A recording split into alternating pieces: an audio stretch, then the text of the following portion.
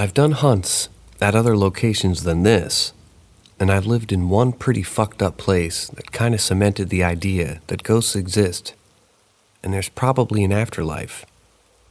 I'll just keep to the stories about the same location and explain that really weird apartment.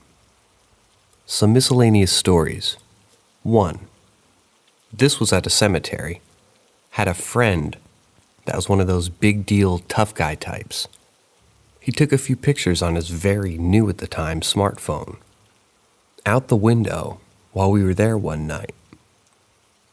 He went through his camera roll to find a ghostly white face looking into the window of the car in the back seat he was sitting at. I only saw it once. The asshole deleted it because he was scared. 2. Cemetery again. Moonlit night. Heard voices that weren't ours coming from across the cemetery. I couldn't make out what was being said, but I felt that it was someone talking about us. I scanned the horizon, and then I saw it. In an open area next to some larger, older style pillar headstones were several shadow-like figures about 50 yards away or so. There was about 5 or so. The sounds of talking seemed to come from them. We left after that. 3. There are a ton of what people call shadow people at the cemetery. I don't know what else to call it, and I don't like taking things at face value, especially something like this. But yeah, you would see shapes darker than the ambient light dart between trees. Heads peek out from behind things. Once a friend wanted to go into the cemetery just to experience something again. He had developed a bit of a fear and he wanted to face it, partially because of our ghost hunts, partially because of his house. It also had some weird things going on. In the headlights of the car, as we were getting set up, we saw a dark, featureless head poke around and peek out from behind. Funnily enough, an outhouse. We all saw it. He started having a full-blown panic attack. We just left. Last. Had an apartment, first 2 years of college, that was just wrong. It was, ironically enough, next to a massive cemetery. In the same state, but a much different city. That place would go through phases. It would be really quiet, and then it would be exploding with activity. Things would go missing. You'd feel like you were being watched, shadow people again. The most interesting thing that happened was one time I drove back up during Christmas break to pick up some things I'd left there. A friend and I get there, and the place is just freezing fucking cold. Like heater was on and everything.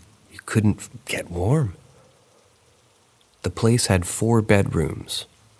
All the lights were on, in every single room, which we had turned everything off. Doors were locked, and I was the last one to leave a couple days earlier. Even weirder, one of the roommates in my friend's room had his computer on for some reason. It was playing. Fucking Shrek 2 of all things. I decided, fuck this. I'm leaving. So I grabbed what I came to get, and my friend needed to use the bathroom first. I locked everything up and made sure it was all okay before leaving, and he comes out of the bathroom, white as a sheet. He asked me if I said anything, and I just looked at him. He said while he was peeing, he heard something talk from his right side, which is where the bathtub was. There was other things that happened there. And I could talk more, but that incident was emblematic of the place. We complained to the landlord, and she told us basically quit being a candy ass, and that others had reported similar things. But nothing had ever hurt anyone. Final tidbit. I think that there were 2 things in the apartment. One was female, the other male. I don't know why, but that was the impression that I got. and a roommate and friend overheard two voices talking in the living room in the middle of the night, male and female.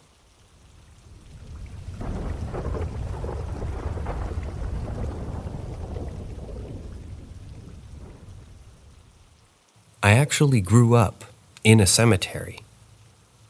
That usually throws people off when I say that, but I was the grandson of the local sexton of the cemetery. I won't say where, because frankly, I don't want people to go there. I will say that it's built into the side of a butte that is somewhere in the mountain west of the US. As a kid, I didn't experience a whole lot. My grandpa claimed that occasionally, when I was at the playpen and he was working on a grave, I would talk to someone. At around 2 or 3 years old, my grandpa claims to have seen some stuff, but he was always vague. I think he thought it was just for him to have seen. As a teen, I got interested in those serious questions, like what happens if we die, and what happens to the soul if we have one. Being a teenager on the edge of being a full-blown atheist, whose only exposure to spirituality was the spiritual death that is the Mormon Church, I had some things I wanted to know, so I took a few friends and hung out at this massive cemetery I grew up in the middle of nowhere, trying to talk to dead people. I still work there on occasion during the summer with Granddad. These experiences take place from around 2006 to 2012. One night, I was in a section with a couple of other people. Towards the front entrance, this section is where they bury children, kids younger than 10. The plots are smaller. I just had a feeling, so we stayed. After a few minutes, I heard the sounds of kids' feet running through the grass and kids giggling, as if they were playing. I then felt something touch my hand, like something grabbing my pointer finger and holding it. I saw what looked like the shadow of a person standing next to a big tree. It was shifting back and forth on its feet, and it looked like a man. My friend spotted it and asked it to come closer. It did. All of a sudden, loud footsteps were upon us, and in a panic, we booked it out of there as fast as possible. There's quite a few more that I can talk about, but that's just a few. Anyway, I don't really give a shit if someone believes me or not. I'm not much of an atheist these days.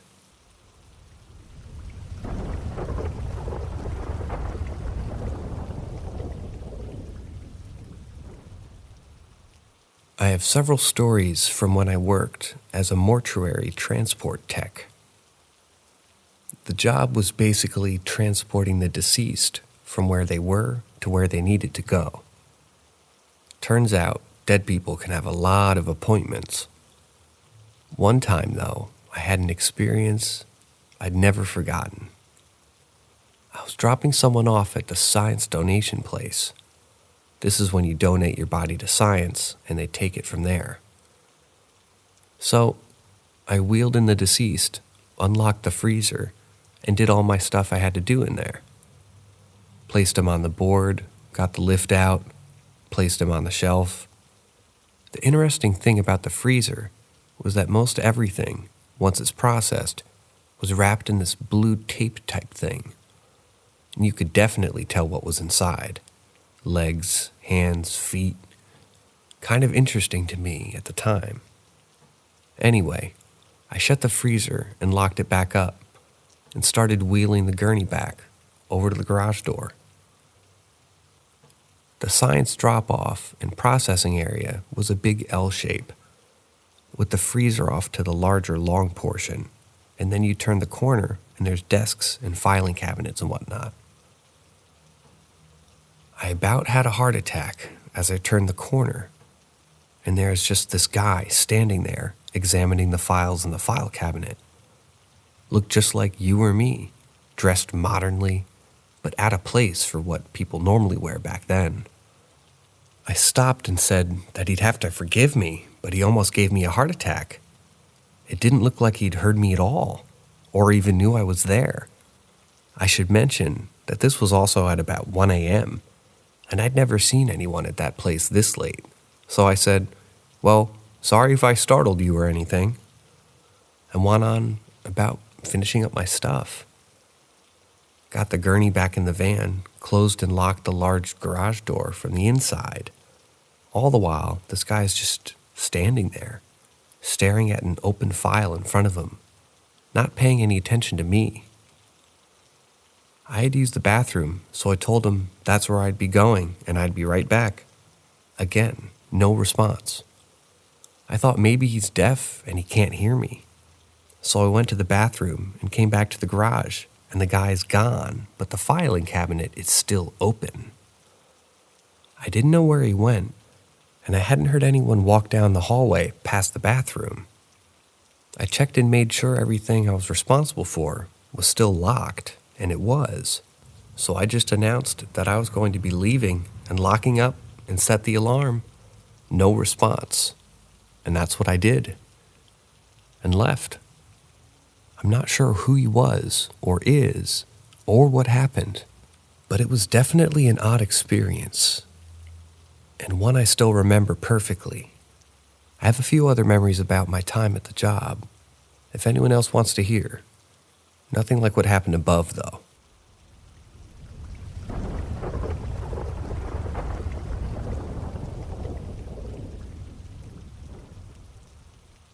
I worked this job for a few months, and one night I was working was Christmas Eve. I was pulling into one of the larger drop-off locations, with several large garage doors and lanes for vehicles in the building. I drove to the far left one, as it was, again, super late at night, and I was the only person there in the building. I park the van, get out, and go open the back door to remove the body on the gurney, when I hear someone humming, very faintly, very far away. It was all echoey, and my blood just felt like it drained from my body. I listened, trying to get a sense of where the sound was coming from, but it stopped. So I was like, all right, that was weird. I unload the body, get inside, and process the intake at the front desk. Finish up my paperwork and head back out into the van. When I get into the garage, and there it is again, the humming. I actually did say out loud, "What is that?" But there was no answer, and the humming kept going on. I stopped and listened again. I could get a sense of where it was coming from, so I started to walk in that direction. Turns out, someone left a CD player running, and someone softly singing Christmas carols. Almost needed a new pair of pants that night. I was more scared of the CD player than the guy in the Science Donation Center. Third story. This is my first Buddhist funeral and pickup/drop-off. Buddhists have a belief that there's a prayer that is said over the deceased. I think it's called the Sukhavati or something like that. Maybe some Buddhist reading can help me out, and on my pronunciation.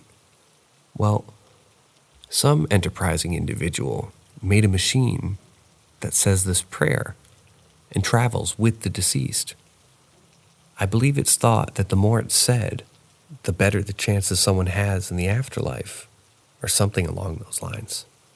Anyway, I picked up the deceased, and they have that machine playing, riding along with the two of us in the van. I make sure it's secure and drop off the deceased at the intake facility. In the morning, I go to pick them up, and I take them to the funeral. Now, I'm sure you're well aware of what happens to batteries when they get cold. They start to not work as well. And the deceased is kept in the freezer at these facilities, so all night the batteries in the machine were getting more and more run down, and it was still working. I open the door to the freezer, and out comes this long, slow, deep, almost demonic-sounding voice, reciting the Buddhist prayer. The machine's batteries were running so low due to the cold that it was causing the machine to not work properly. Again. I was about to change my pants. It was a beautiful service, though. I stayed, as that's their tradition, and helped with transporting the deceased up the stairs, helping the family move them about during service, and taking them back down the stairs and back into the van. All in my black suit without shoes. The Buddhists take much more active role in caring for their deceased or loved ones. It made me really start to think about the lessons we can learn from others. Overall, the whole job really made me reevaluate my life in numerous ways. What do I want people to say about me when I die? What stories will they tell? Will people even show up? I don't know the answer to those questions, and I probably never will. But it really awoke something in me, and I live in fear now of gratitude and love for myself as well as for others.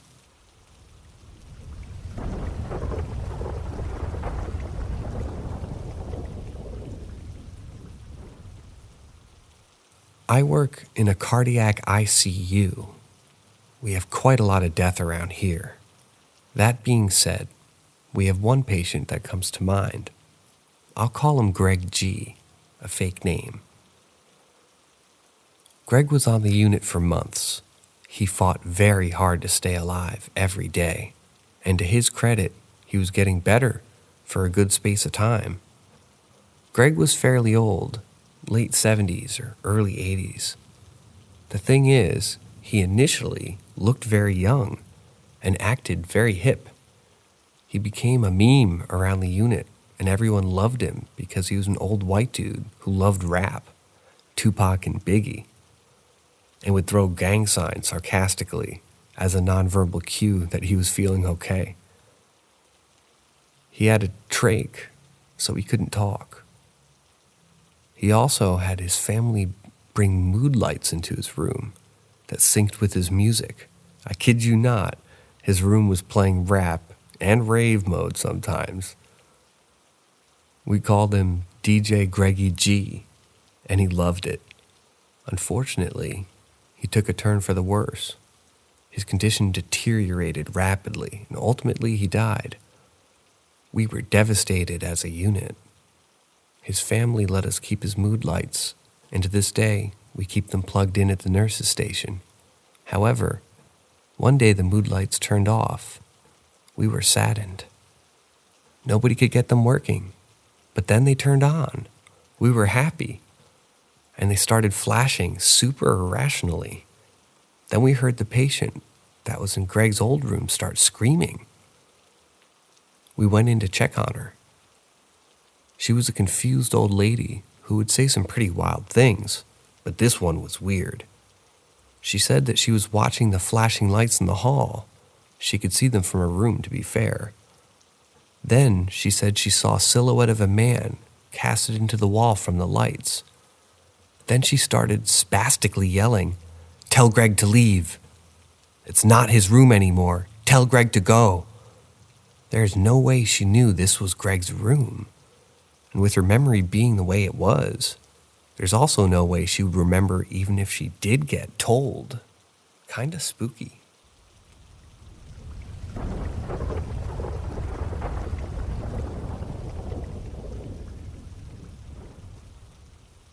I have one from back when I was an LNA for an assisted living facility. It was 100% a nursing home, but they couldn't meet staffing regulations, so they called themselves a facility instead. The nursing home I worked at was exclusive to folks with dementia. I'm not gonna lie, working there was the most challenging job of my life. I was there for 4 years, and I tell people I'm battle-hardened for it. The place was also high-end. It was mostly for rich people who got dementia and need to live in a home. In other words, they pay top dollar to be there. The staff sees none of it. The staff is still expected to bring the highest quality of care, though. Now you see why they couldn't keep any staff. The facility also had a very progressive take on dementia care. The whole building was designed to allow residents to wander, rearrange things, and just generally act super confused in a safe environment. We tried our best not to tell them no. Instead, we just helped them do what they were doing safely, even if it does mean flipping a few sets of furniture upside down, the way they are meant to be. If someone was acting unsafe and we needed a hand, we were given walkie-talkies so we could communicate through the building. The walkies were essential because we had this one lady, I'll name her Joy for the story, who was the queen of troublemakers. Joy was nonverbal and could only kind of mutter out words. She seemed like she was forgetting what she was saying halfway through the word and would kind of start mumbling it out instead. The thing with Joy was she was on a mission and would walk in loops around the facility for like 12 hours a day.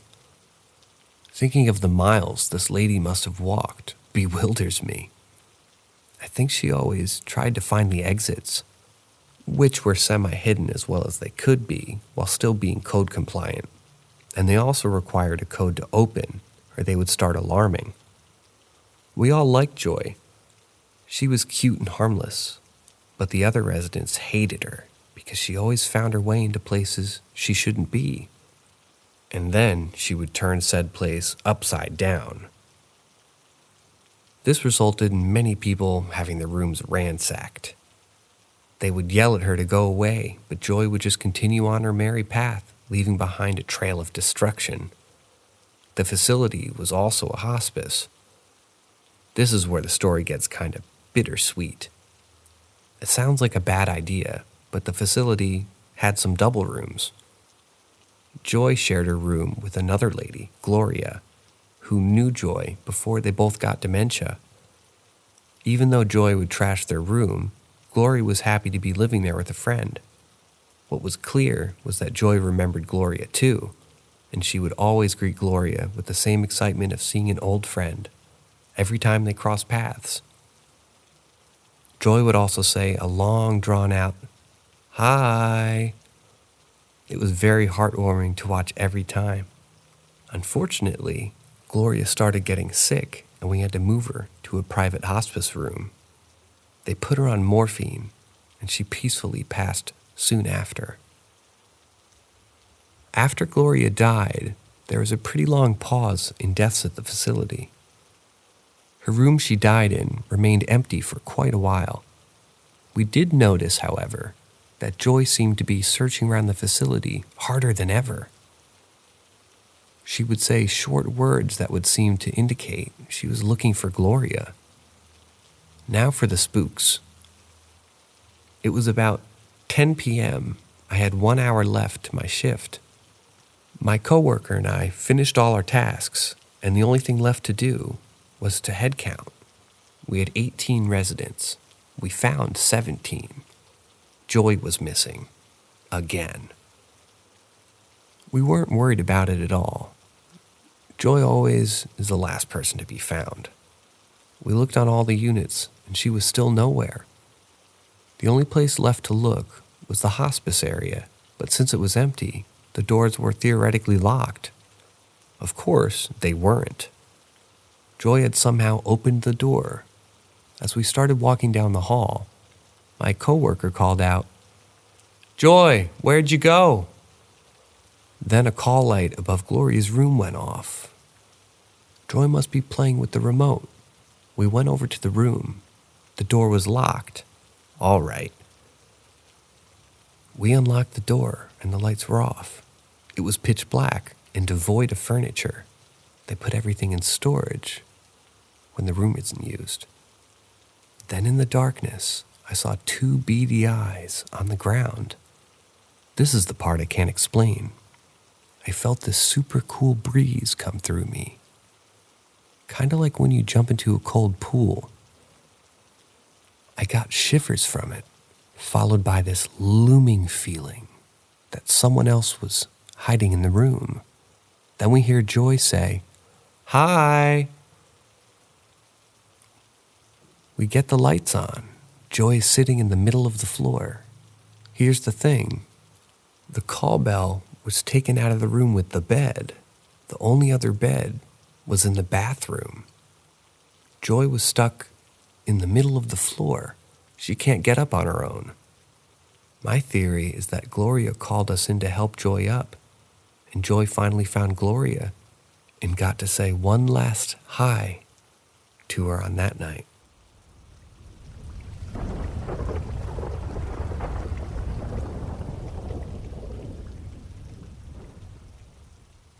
I haven't worked in hospitals or morgues, but my mom was once dating a guy, and we had moved into his mother's house. It was huge. Well, at one point, the grandma, her name is Carla, fell and broke her hip. Her health declined fast, and after that, she died near Halloween time. When we had just finished carving our pumpkins with my mom's boyfriend's kids, I walked out of the kitchen and looked down the hall, where stairs lead to the back door and basement area. I swear to God, I saw Carla walking down the hall, and eventually the stairs, and she was wearing a white dress. She turned the corner and went down the basement stairs, and when I went to go check, there was no one down there. I told my mom and her boyfriend, and they both went pale because the dress I described was her wedding dress from her first husband. I still vividly remember the shit to this day, and it's been almost 10 years. After she had died, I wasn't ever able to get this odd feeling of being watched every time I entered the library, since Carla had died in that room. Another funny story. Same house. My mom's friend, we'll call her Bailey, was over, and she brought her little kids who were around 5 or 6 years old. Anyways, we're all playing a card game in the living room, and one of the kids, the girl, started screaming and pointing at the library room. She said she saw a face in there. Yeah, we were definitely creeped out the rest of the night. Last story at the same house. Before Carla died, I was upstairs in my room playing a computer game. All of a sudden, I felt drops of liquid dropping on my arm and hair. A portion of my hair got soaked with the liquid. I looked up at the ceiling and there was no wet spots or any sign of where the liquid could be coming from. I ran downstairs and told my mom about the liquid coming from the ceiling. By the time I got to her, which was a minute later, my arm was dry and my hair had dried. There's only the slightest hint of dampness left at the ends of the small spot in my hair. My mom didn't believe me, because I wasn't wet. It seriously spooked me. I have no idea what the fuck that liquid was, how it dried in a minute's time. Never felt comfy in my room again.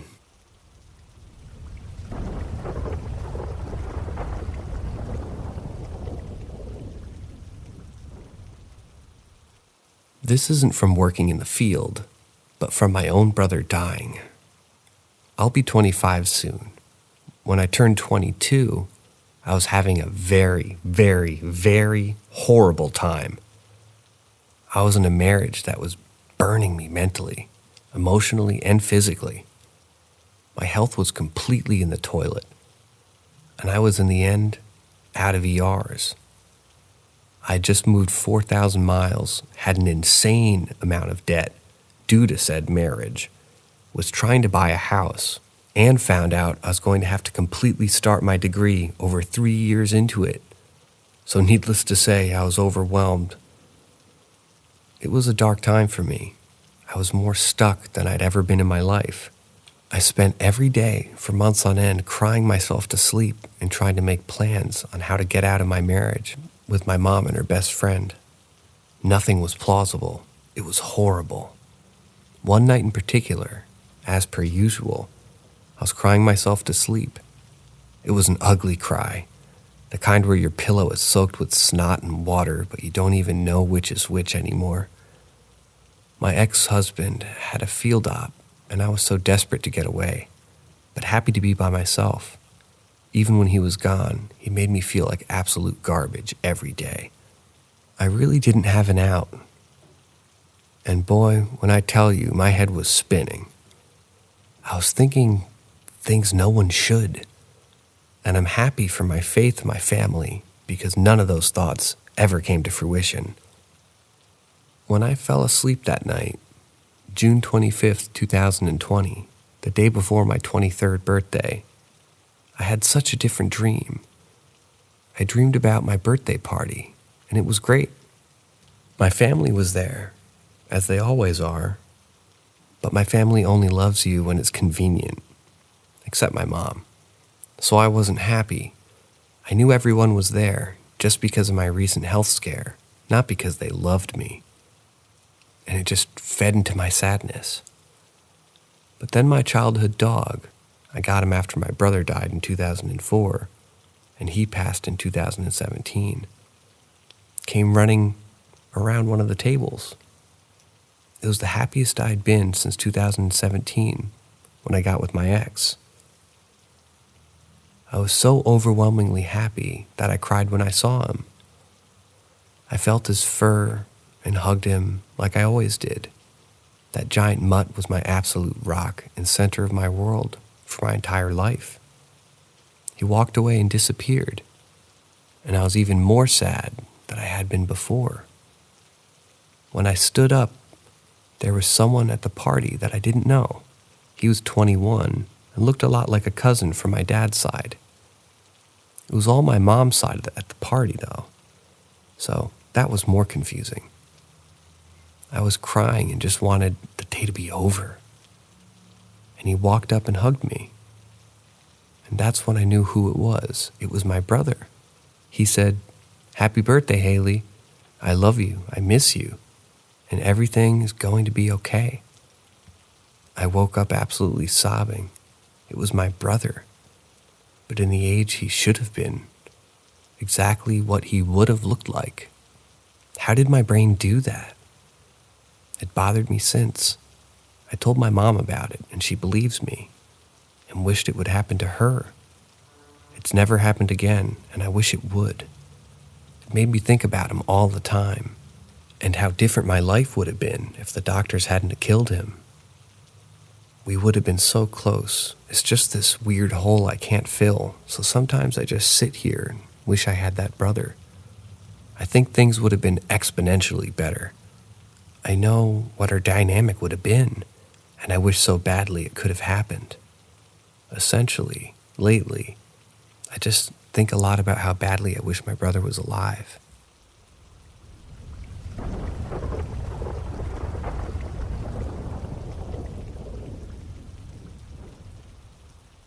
I don't work in healthcare, but my mom and several other relatives do.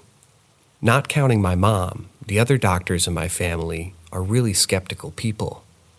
When my grandfather died from cancer and black lung in the 90s, nearly all of my family members swore they saw him walking down the hallway in his usual clothes, not in a hospital gown, and around the corner.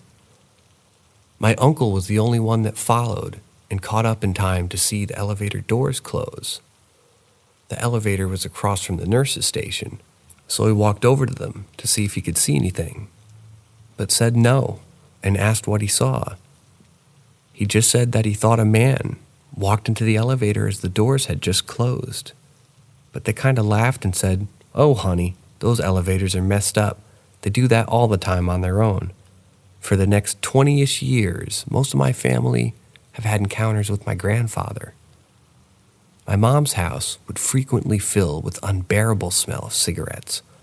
Nobody in my house smoked, and there were only 3 of us, and we lived in a very remote area with no close neighbors. My grandfather smoked, of course, so we always assumed it was him hanging around the house. My other family members would also strongly smell other things associated with him. Baking bread, celery fennel, and other ingredients he would make sausages with. The wine, the smell of the cellar he would make it in. There was never an explanation of those smells every time it would happen. My cousin, when he was super young, would also claim that my grandfather would stop by and talk to him. He would occasionally introduce him to other family members that he had long since passed away, before we were even born. He knew of a great uncle that had been killed at sea during World War II. He knew so much about him that only my older relatives could verify, like that he played guitar in Chicago. Oddly enough, I found a wooden guitar while cleaning out my grandmother's house a few summers ago, and it had been manufactured in Chicago. My cousin also talked about how funny this uncle was, and we caught him dying laughing by himself on more than one occasion. When asked what was so funny, he would just say that Uncle's name is just being silly. The only thing that I ever really knew about this relative was that he was the funny one of the family. They all had a great sense of humor, but apparently this uncle was on another level. It really broke the family when they received word that he was killed. He was buried at sea, so they never even got to properly say a goodbye to him. When my grandmother passed away in 2018, all of the encounters with my grandfather just stopped for everyone. It was pretty sad. Some of them found comfort in thinking he was still hanging around. Him and my grandmother have been married since they were teenagers. I think he was definitely waiting on her before he moved on. There haven't been any unexplainable stories shared since 2018. It almost feels like we really lost everyone back then. But there's an enormous comfort in knowing that they all moved on with each other.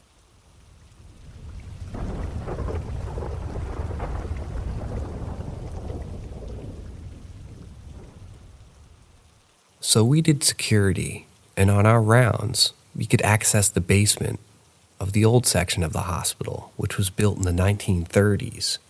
So you can imagine, it was really old and decrepit. We did graveyard shift, so there was hardly ever anyone down there. I never saw anything, but it could be eerie at times. Whenever we had to go to do a morgue assist, the funeral home would pick up the body, and that would be wheeled through a part of the basement and then into the driveway. This was obviously so families and visitors would not see the dead body being wheeled out the front door. The basement used to be the surgery area, but the surgery area was relocated to a newer part of the hospital, so the basement was primarily used for storage. The entire basement and all entrances could only be accessed via scanning an employee badge onto the fob system, and the part of the basement where surgeries were performed needed the badge and also an extra number code to get in. Otherwise, the doors would remain locked, even with the employee badge. The surgery section of the basement had a lot of corridors and dead ends, with empty hospital beds, chairs, and boxes. Along with the white floor and walls, the area showed its age with the black stains and rust from where medical equipment used to be. So my supervisor gets a phone call on the security phone one night. It was from one of the phones within the hospital. When he answers, an old raspy voice that sounds like a sickly, elderly woman asks him for help and says she's lost in the basement. He said the sound was full of static, and you heard what sounded like beeping in the background.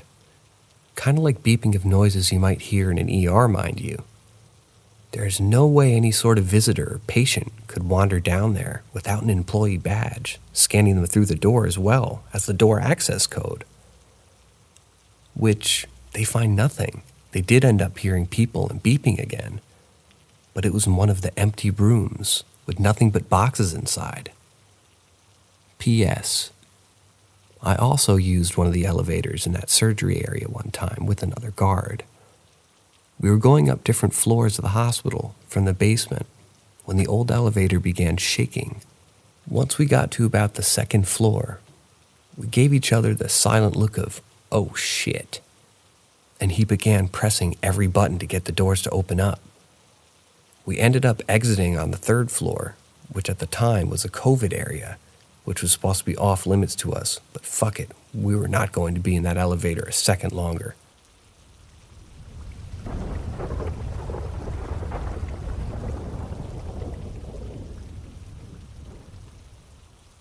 My wife works in a hospital. There is a wing of the pediatric unit that is unused. The pediatric unit only has about 2 nurses working at a time. In the middle of the night, nurse call lights will go off, and random toys will start making noises. I always speculated that people were playing pranks, but she swears there's only 1 or 2 people on the floor, and it's nearly impossible to not be noticed entering the unit.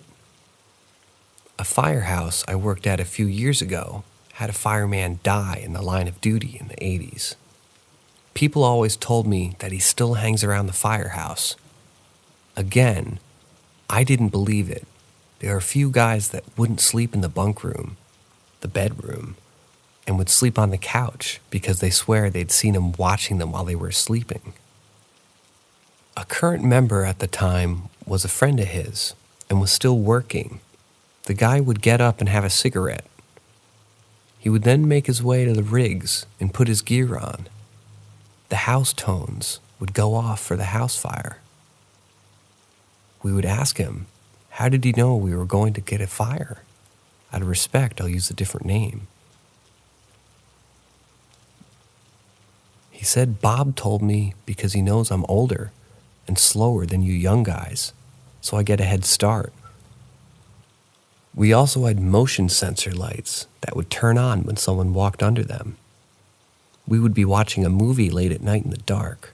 The lights would turn on, in order as if someone was walking to the door, and the tones would go off for a call. I was also watching a TV on the bay floor by myself, and everyone was upstairs on the 3rd floor. The TV shut off by itself, which it never did before this. Shift started at 6 a.m., and I would get there at 5 a.m.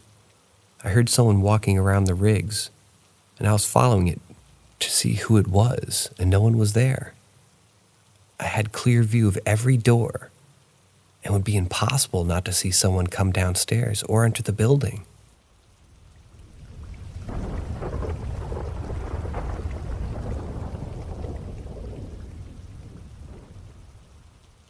I, a 27-year-old male, worked as a groundskeeper at a cemetery for 2 summers in my hometown. About 2,000 people. So everyone kind of knew each other.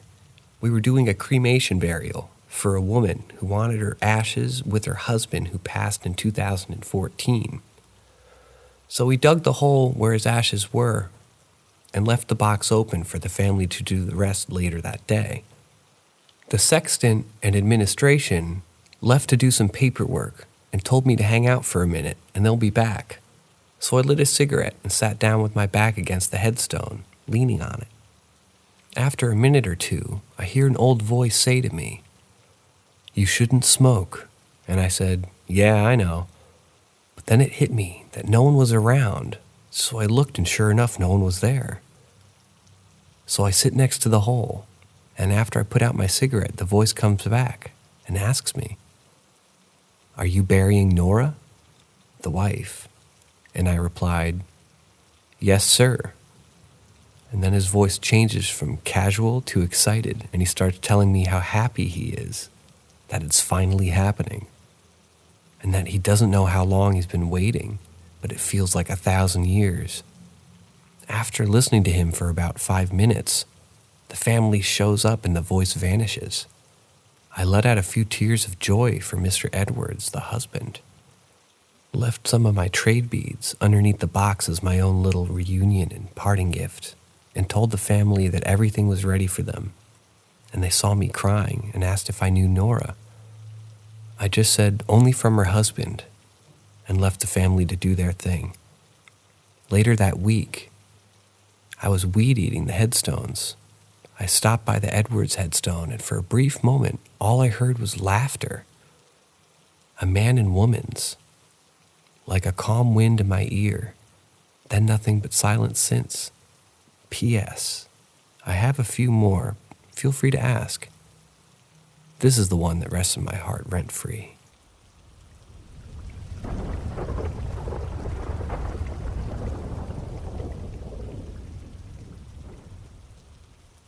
I work as a CAN in a nursing home, so I see a lot of death.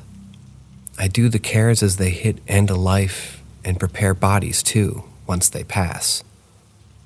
These are residents who I spend hours and days caring for, though most of them don't even recall a single CNA just due to the deterioration of their brains and memories. Some will hang on for days with nothing but some water sponged into their mouth and morphine to soothe their pain until they finally slip away. Some will walk down the hall, go lay down in bed, and die. Others will talk to deceased spouses or call out for their mothers. Very few will hold your hand, talk to you like you're their dearest friend, and thank you for helping them before they go. It's sad, but I truly believe all of them have moved onwards. When they come to me, most of them are dementia-ridden. If they're going to haunt somewhere, it won't be in the tiny room that they believed was a hotel they were staying at for a night for the past 6 years. Still, once I moved to working the night shift, the nurse got a lot more creepy. I've walked into rooms at 3 a.m. and I'll turn around and find my resident randomly out of bed and hiding in the corner. The thickened water is in the kitchens, which are pitch black at night, so I walk through it using my walkie flashlight. It gives off horror movie vibes, so when the actual ghost shit happens, it's enough to really wake you up. I often hear a walker moving through the halls, even though no one is up. I've heard a deep growling scream for help, but couldn't figure out which room it was coming from. The chairs in the dining room are also rearranging themselves. Even after I'd neaten them up, or things will fall off the dining room tables. It's not so much for intensity, but when you're exhausted, constantly walking through the dim halls into dark rooms, listening for signs of a resident calling out or coming out of their rooms, it makes you more prone to jumpiness.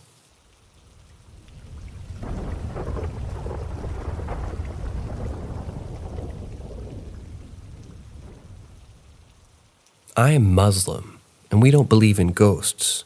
We believe in jinns, and they are really interesting. They are supposed to be the descendants of the shaitan, Satan.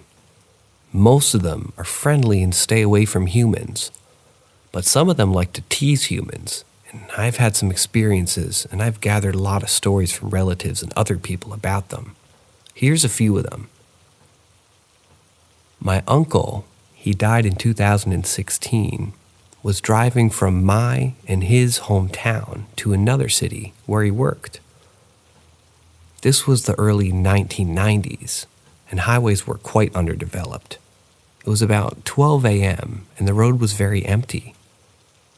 He suddenly saw a woman dressed in bright red traditional wedding dress, pointing at his car to stop. He was very confused as to what bride was doing at a time like this at night.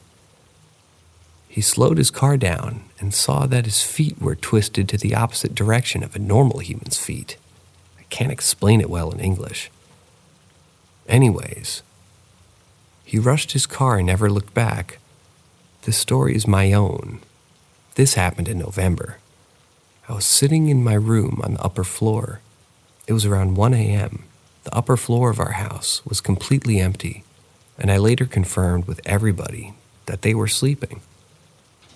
My siblings weren't there, only my parents, and they don't joke around. Well, I was sitting in my bed reading a book when I felt like someone was climbing the stairs. Footsteps. My room is located at the immediate right after climbing the stairs, so it's common for me to hear footsteps of someone climbing the stairs. Anyways, right after the footsteps stopped, I heard 3 small taps on my door. I thought nothing of it and went on reading. A few minutes later, I heard these 3 taps again. This time I got up and opened the door. Not one, not a soul in sight. I checked every room, and no one to be seen. I thought nothing of it, as these things feed in your fear. and I went back to my room.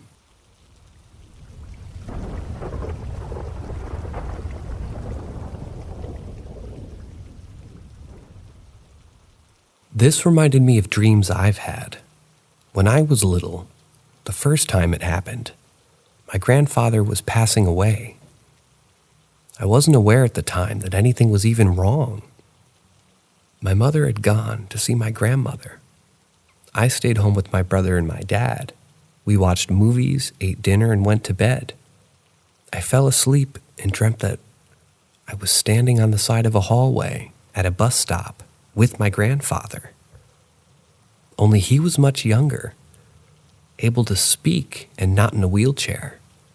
My whole life I knew him was in a wheelchair and unable to speak due to a stroke. Anyway, he hugged me tightly in the dream and said we had to go. I wish I couldn't remember more from that dream. He passed away that night from a massive stroke. I had a similar dream while spending the night with some friends, only I was in my early 20s this time.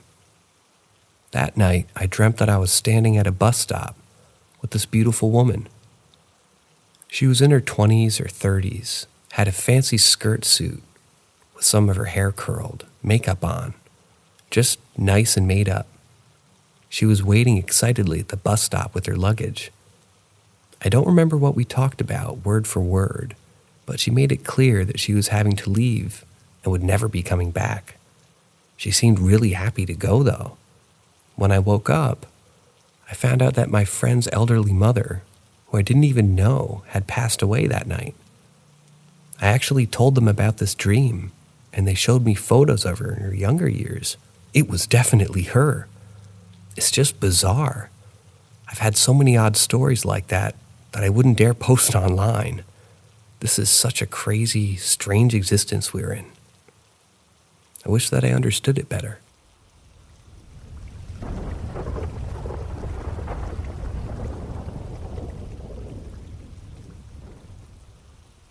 Not a hospice worker, but I saw my grandpa Scott. I was 4 and it was my sister's birthday. My mom put me and my little sister down for a nap so we wouldn't be jerks at the time of the party at night. My little sister went right to sleep, but I couldn't, so I just laid there. I felt someone sit on the end of the bed and looked up to see my grandpa Scott sitting there. He was dressed in all white and had the most beautiful glow around him. He smiled and asked me if I wanted some frozen chocolate.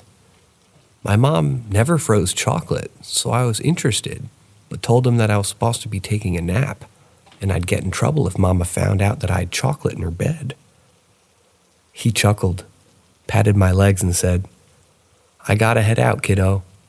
I love you and I'll be watching." I said, "Like Santa." He laughed again, but my mom opened the door angry and asked why I was yelling about Santa when I'm supposed to be napping. I tried to tell her I was talking to Grandpa Scott and pointed to where he had been, but there was nothing there. She didn't believe me, so I told her I shouldn't have taken the frozen chocolate just to prove it to her. She looked taken back by the phone ringing, interrupted whatever she was about to say to me. She answered the phone and it was my grandma, letting her know that Scott had just passed away. My mom's jaw dropped. She asked Grandpa if Scott ever liked frozen chocolate. My grandma laughed and said that they had to buy a whole different freezer for the garage that was only for his chocolate, a fact we never knew of. I know my grandfather came to say bye to me, and I know he's watching over me.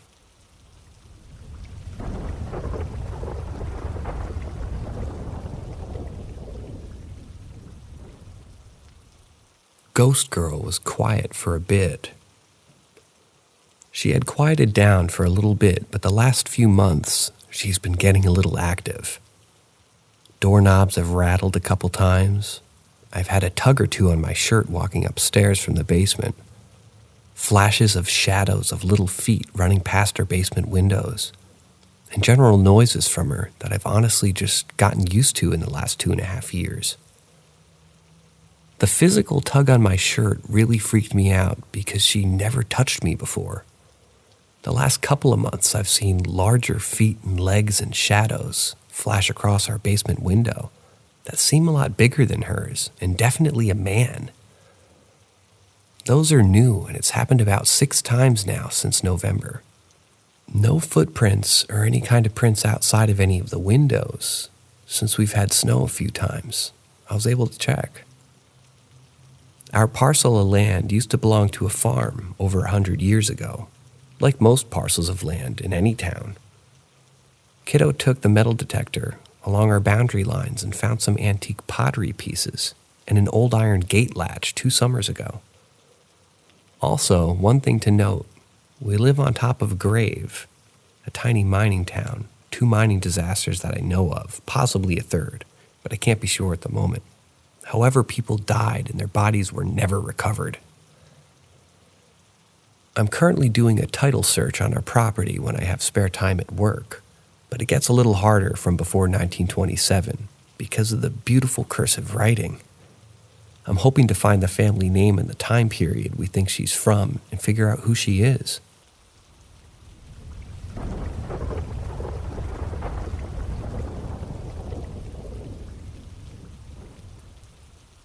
Did we see a skinwalker? We were driving and spotting wild animals, deer, moose, rabbits. Me and my friend saw a deer, and both of us thought that something isn't right with that animal. We decided to turn around and take a look at the deer again. We thought that it might be a baby moose. The creature stood at the same place and same position as earlier. Okay, we need to turn around again so we can go to the gas station nearby. It's been at least 5 minutes when we saw the deer, and again it stood at the same place and same position. We hooted and clapped our hands and yelled. So it would move, and it didn't. Then my friend stood up and started walking towards the creature. It stayed still, but when my friend said, "I do not know what that is, but it is not a fucking deer," the deer walked towards the woods and stopped and stared at us. Both of us had a weird feeling while looking at the thing. Afterwards, we had a panic attack, weakness. We felt like we saw some kind of devil.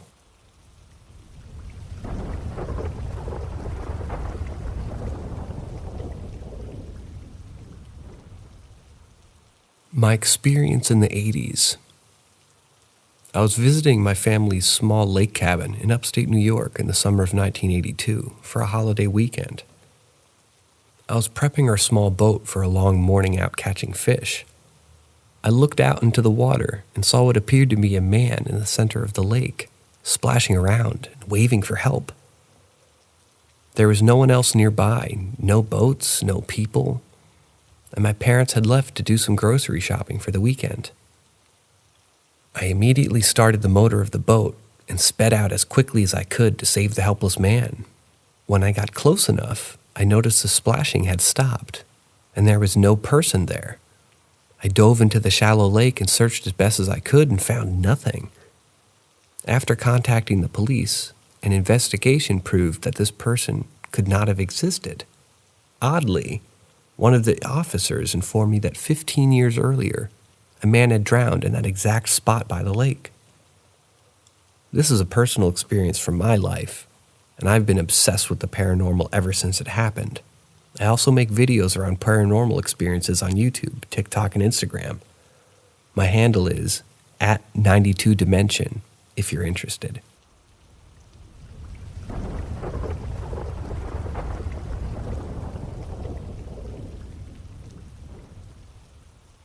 I think there is a malevolent entity residing in a home I used to work in.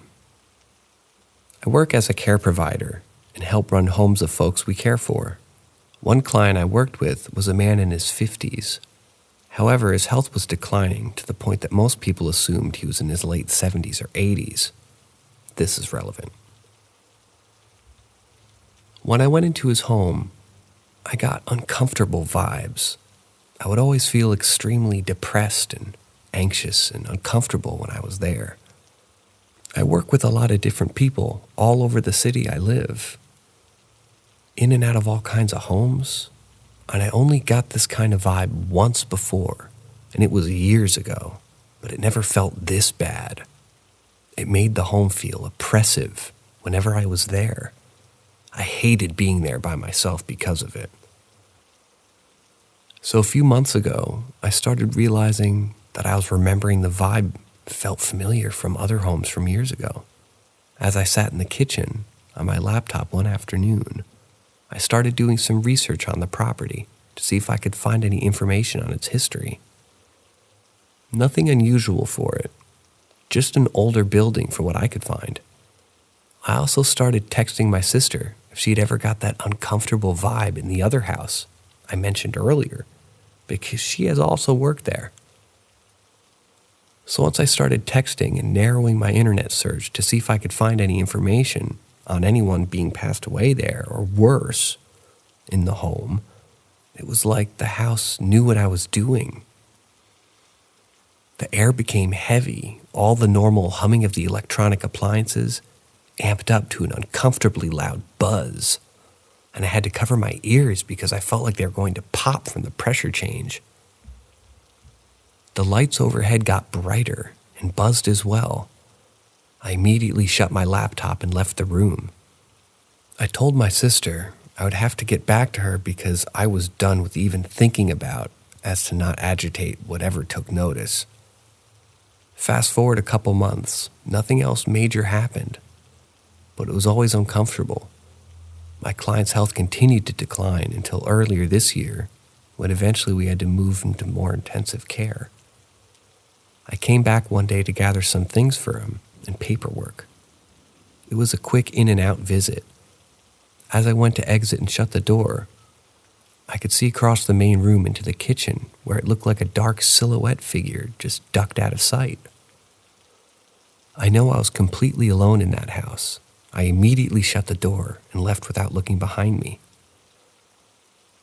I don't know what it was that I experienced there, but it felt like I wasn't supposed to take notice of whatever was there. The scariest part about it is that I think it was feeding off my client's life force since he moved in a few years prior and caused rapid aging and decline in health. I'm not going to share anything specific about him, but it was strange how relatively young he actually was, given his physical condition and appearance.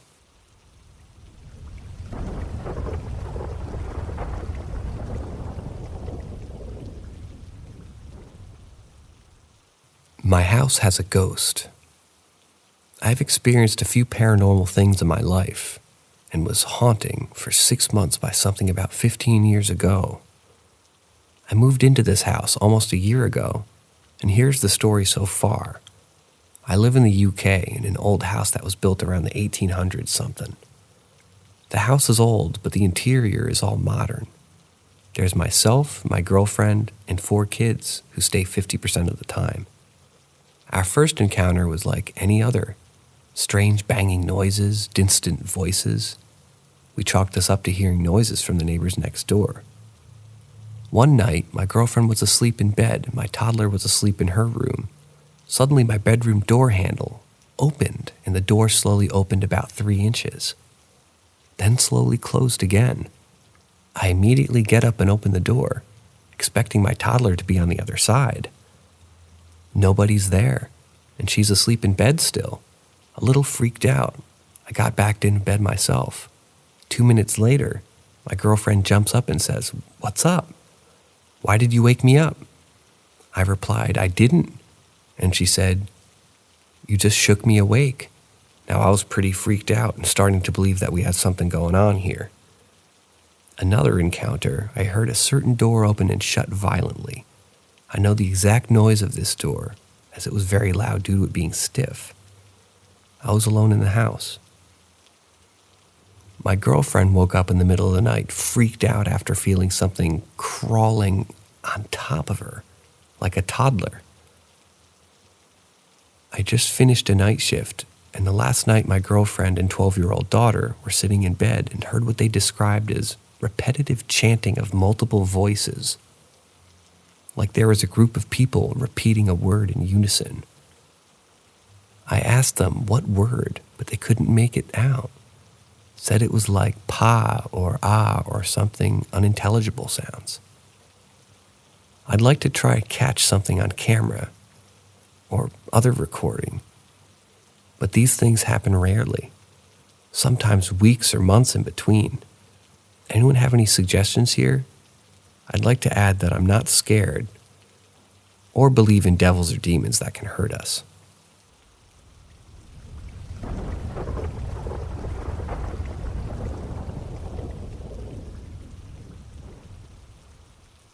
I think my local psychic may not actually be a sham. I fully believe in extrasensory abilities. I'm clair-intuitive, also some dream precognition, and have had lots of experiences with others that are sensitive as well. However, there's a local woman that came into my family member of mine's store and started saying that they could see my dead grandpa. But the things she was saying were vague and incorrect. I just wrote it off, honestly. I was helping the store yesterday when this sane woman came and acted really cagey around me. I've never spoken to her before, and she couldn't even make eye contact. I introduced myself, told her that my family member shared their conversation with me, and that I had been interested in talking to her myself. She said some things about my grandpa that didn't make sense, and it all seemed like she was just guessing. But then she looked at me and said, "There's someone else with you, but you already know that." And I froze. I was like, "Yeah, that's right." She said, "What name did he give you? Because it wasn't his name?" At this point, I'm already starting to get a little freaked out. I told her the name that she was like, "Yeah, no, that's not his name. His name is Walter. You need to use his name and tell him to leave you alone. He's dark. You need to tell him to leave right now." And then said it again, multiple times before leaving. I hadn't been able to stop thinking about it. For context, I stupidly bought and used a Ouija board. Don't yell at me. About 13 years ago when I was in high school. This spirit or entity has been with me ever since. I've seen him twice and hear about him in my house all the time. I haven't used the board since, but I have kept it. Nothing has ever done or has ever given me the feeling that he's bad. The worst thing that's happened to me is he hides my stuff and then gives it back a week later, probably just having a laugh. Most of the time, he's running up and down the hall with my cat, closing doors behind me and messing with the lights. I'm just so intrigued now about this woman and how she knew this when everything else she had said was so wrong. And I want to know more about this, being I've spent the last 13 years with it. I'm not sure why I'm telling this story, but no one else in my life believes me, and I'm wondering if maybe anyone else has had a similar experience or can give their opinion on whether or not I should just leave it alone or try to find more.